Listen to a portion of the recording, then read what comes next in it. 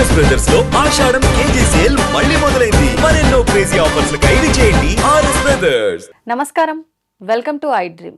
ధర్మ మార్గం విత్ విజిత కార్యక్రమానికి స్వాగతం. ప్రస్తుతం మనతో పాటు ఉన్నారు ప్రముఖ జ్యోతిష్య వాస్తు పండితులు, లలిత ఉపాసకులు శ్రీ శ్రీ శ్రీ నానాజీ పట్నాయక్ గారు. ఇప్పుడు గురుగారితో మాట్లాడదాం. నమస్కారం గురుగారు. శ్రీమాత్రే నమః. గురుగారు, కొంతమంది కుటుంబాల్లో చూస్తుంటే ఇంట్లో ఒకరికి కాకపోతే ఒకరికి ఎప్పుడు ఏదో ఒక సమస్య ఉంటూనే ఉంటుంది. అంటే మనుషులు అన్నాక ఏదో ఒక ఇబ్బంది రావటం సహజమే. అయినప్పటికీ వాళ్ళు ఎంతసేపు ఉన్నా ఒక అనుమానంతో ముందుకెళ్తూ ఉంటారు. అంటే మాకెవరో చేశారు, మాకు పడనోళ్ళు వాళ్ళే ఇది చేశారు, అందుకే మాకు ఇలా అవుతుంది, ఇలాంటి ప్రయోగాలు ఇలాంటివి ఏదో అని బాధపడుతూ ఉంటారు. నిజంగా అసలు అలాంటిది ఉందా, ఉంటే చేశారా, ఇదంతా పక్కన పెడితే ఇది వీళ్ళ అనుమానమే అయి ఉండొచ్చు, కానీ ఎక్కువగా దాని గురించే ఆలోచిస్తూ ఉంటారు. నిజంగా ఒకవేళ వాళ్ళది అనుమానం అయినప్పటికీ దాని నుంచి పడడానికి ఏదైనా విధానం చెప్తే చేసుకుంటే ఫలితం ఉందంటే మాకు అయ్యింది, మేము చేస్తే ఫలితం వచ్చింది, కాస్త ఉపశమనం పొందుతారు కదా, అలాంటిది ఏదైనా విధానం ఉందా? ఒక విషయం చెప్తానమ్మా, నిజంగా గనక ప్రయోగం జరిగితే రూపాయి ఖర్చు లేకుండా ఒక చిన్న మంత్రం దీని నుంచి బయటపడేసేవచ్చు ఒకటి. అయితే 99% ఆఫ్ పీపుల్ అనుమానమే పడతారు, నిజంగా వాళ్ళకి ఏం జరగదు, నిజంగా ఎవరు ప్రయోగం చేయరు. వాళ్ళకి నడుస్తున్నటువంటి రాహు మహర్దశ లేదా పంచమం పాడవడం, అంటే జ్యోతిష్ శాస్త్రంలో పంచమం సిగ్నిఫైస్ ఆలోచన విధానం, అనుమానం అనమాట. వాళ్ళకి ఎవరేమి చేయరు, ఇలా జరిగిందేమో, కష్టపడ్డు ఎవరో ఏదో చేశారు అందుకే నాకు ప్రొఫెషన్ సరిగ్గా లేదనుకుంటాడు. నువ్వు తిరుగుతేగా బిజినెస్ నడవట్లేదు, ఎవరో ఏదో ప్రయోగం చేశారు నా షాప్ మీద అనుకుంటాడు. నిజంగా అక్కడ ఏం జరగదు. 99% ఆఫ్ కేసెస్లో జరగవు ఏమీ. మహాదశలు, ధనయోగం లేని మహాదశ నడుస్తుంది, ధనం తక్కువగా వస్తూ ఉంటుంది, కొంచెం ఎక్కువ కష్టపడాలి ఆ టైంలో. ఇది ఇల్యూజన్ యోగం అంటారు దీన్ని. అంటే ఆ వ్యక్తి ఏమీ జరగకపోయినా ఏదో జరిగిందనే ఫీలింగ్లో ఉంటాడు, ఏదో ఊహ, ఏదో జరిగిపోయింది, అందుకే నా జీవితం ఇలాగ, అందుకని నేను ఎక్కడికి వెళ్ళినా ఏం చేయించుకున్నా సరే నాకేమీ కలిసి రాదు అని ఫిక్స్ అయిపోతాడు. మన మైండ్ ఎంత గొప్పదంటే మనం ఏది ఫీల్ అయితే అది ఇస్తుంది. మీరు పెద్ద కోటీశ్వరుని అయిపోతాను మీరు నమ్మారనుకోండి బ్రెయిన్లో, దాని తగ్గట్టుగా కష్టపడుతున్నారనుకోండి 100% అయిపోతారు, ఇంకా అందులో తిరుగులేదు. ఇక్కడ మనం ఏమి నమ్ముతున్నాం ఈజ్ ముఖ్యం. అంటే ఏదో ప్రయోగం చేసి నా జీవితం ఇంకెందుకు పనికి రాకుండా పోయిందని నమ్ముతున్నారా, నాకేంటి అమ్మవారు ఉంది, భగవంతుడు ఉన్నాడు అనేటువంటి ధోరణిలో మీరు కష్టపడుతూ వెళ్తున్నారా?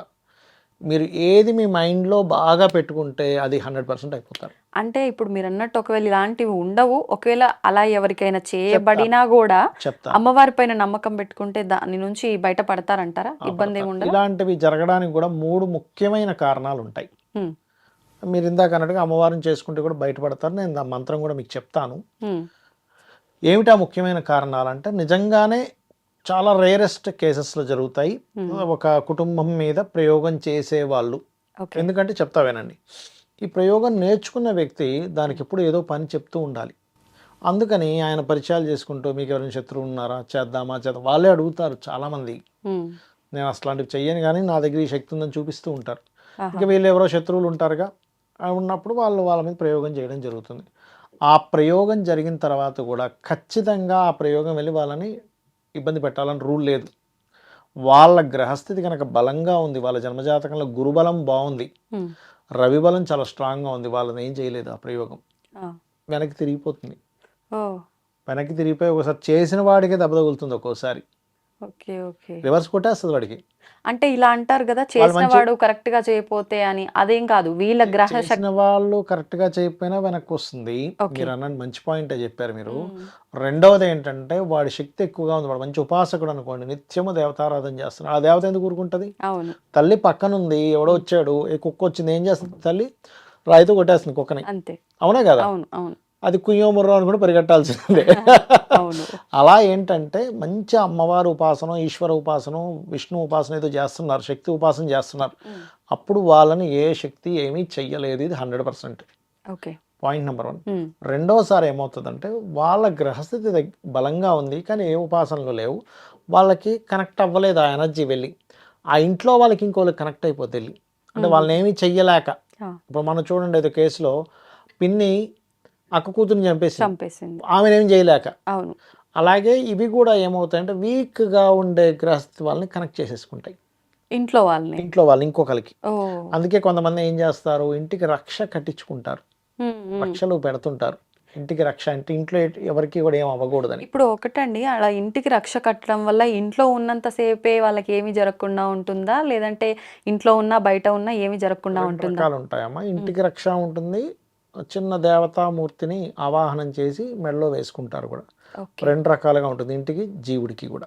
ఇది మూడో కేసు ఏమవుతుందంటే వీళ్ళు ఎవరు వీళ్ళ మీద ప్రయోగం చేయరు, ఏమీ ఉండదు. కానీ కొన్ని నెగటివ్ ప్లేసెస్కి వెళ్ళినప్పుడు అక్కడ ఉండే నెగటివ్ ఎనర్జీ వీళ్ళకు ఉండేటువంటి గ్రహస్థితి వీక్గా ఉండడం వల్ల తగులుతుంది. ఇక్కడ ఎవరో చేయరు, ఎవరు చేయరు. ఏమి ఎవరో చేశారు అనుకుంటారు, ఏముండదు.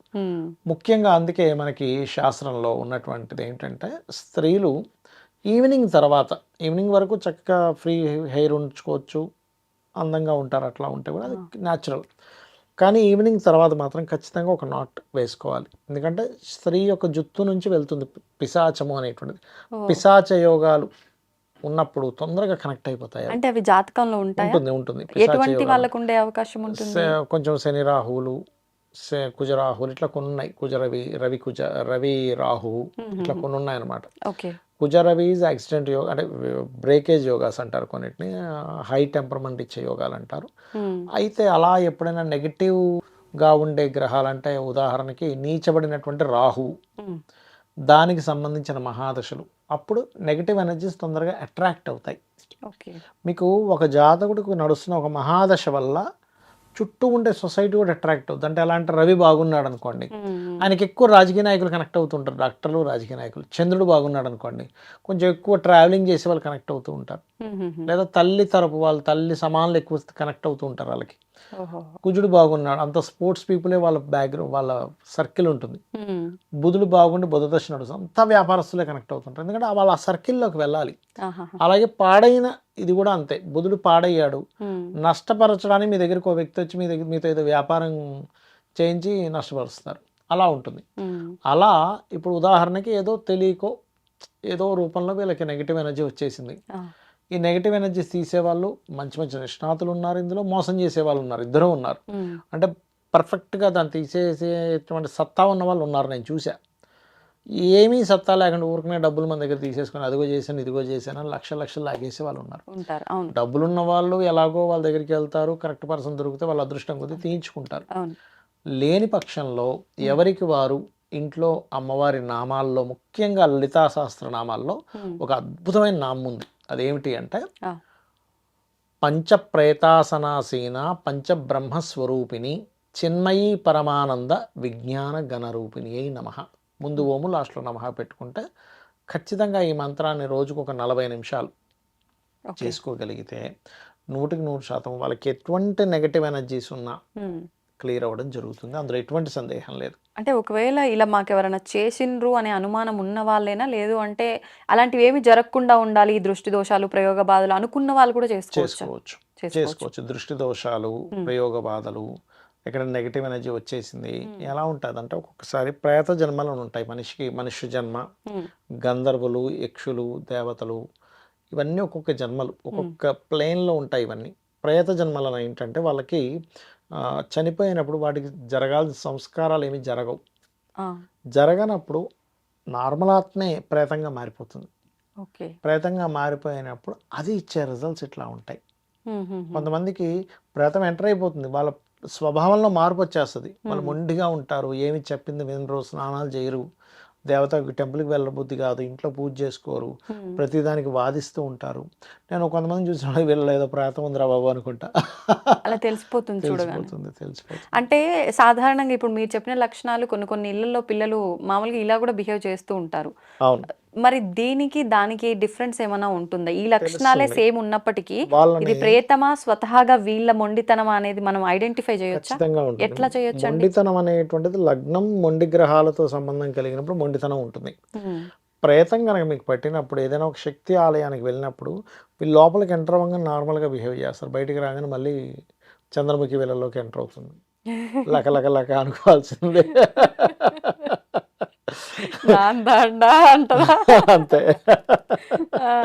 అట్లా ఉంటుంది అనమాట. ఓకే. ఓకే. అంటే మనం ఎప్పుడు ఇలానే ఉంటున్నారా? ఇప్పుడు ప్రత్యేకంగా ఇలా ఉంటున్నారా? ఇది అర్థమైపోతుంది. మనం అబ్జర్వ్ చేయగలిగితే అర్థమైపోతుంది. ఒక్కోసారి దశ మారడం వల్ల ఒక్కోసారి మార్పు వస్తుంది వాళ్ళ హ్మ్. వాళ్ళ ఐడియాలజీలో కావచ్చు, వాళ్ళ తత్వంలో కావచ్చు. అప్పటి వరకు అమాయకంగా ఉండేవారు మొండిగా తయారవుతారు. దశ మారిందా, హ్మ్. ఏ దశ ఏమి మారకపోయినా వీళ్ళు ఇలా ప్రవర్తిస్తున్నారా అన్నప్పుడు క్లియర్లీ ప్రేతం యొక్క ఎంట్రీ అయింది. ఓకే. అయితే ఎవరైనా ఎవరి మీద ప్రయోగం చేసినా అది ఎక్కువ కాలం కూడా ఉండదు. హ్మ్. ఒక 6 months 1 yearలో మళ్ళీ దాని ఎనర్జీ తగ్గిపోతుంది. ఓకే. కానీ వీళ్ళు మామూలుగా చాలా లో అయిపోతారు గదా! అయిపోతారు. ఆ! ఇంట్లో కనుక నిత్యము దేవతారాధన కనుక చేస్తూ ఉదయం సాయంత్రం దీపం వెలిగిస్తే కూడా అట్లాంటివి ఇంట్లోకి ఎంటర్ అవ్వవు. హ్మ్. అందుకని ఇంట్లో నిత్యము పూజ చేయండి, దీపారాధన చేయండి అని చెప్తూ ఉంటారు. ఓకే. అంటే ఇప్పుడు ఈ మంత్రం చెప్పారు గదా! మరి ఈ మంత్రం చేస్తున్నప్పుడు ప్రతిరోజు అన్నారు. నియమాలేమైనా పాటించాలా? లేదు పొద్దున్నే ఉదయం నిద్ర లేచి చక్కగా మంత్రం చేసుకుంటే సరిపోతుంది. వాళ్ళకుండే అలవాట్లు ఏవైతే తర్వాత ఉన్నాయో ఎవరి పనులు వాళ్ళు చేసుకోవచ్చు. చేసుకోవచ్చు. చేసుకోవచ్చు. ఓకే. ధన్యవాదాలండి. శ్రీమాత్రే నమః.